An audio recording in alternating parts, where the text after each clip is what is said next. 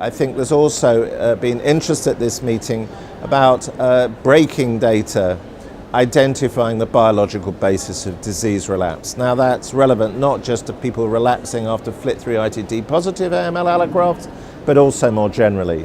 There's important data, some published from the Milan group yesterday in Nature Medicine, and another from a piece of evidence from the St. Louis group published late last year in the New England Journal, that there can be epigenetic downregulation of MHC on the blasts in patients relapsing post-allograft, and at the same time there's also emerging evidence of impaired donor T-cell function.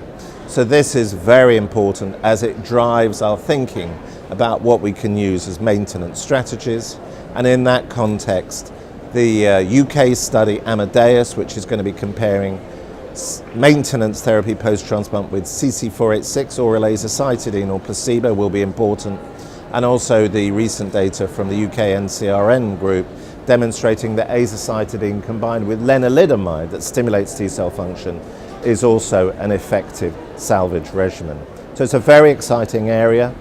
It underlines the absolute importance that as a community we're better at delivering practice-informing randomized prospective study with embedded biological correlates, and that's why the UK Impact Transplant Trial Cooperative that launched 18 months ago and is already recruiting rapidly to a portfolio of 4 important studies, soon to be 6, is of such importance.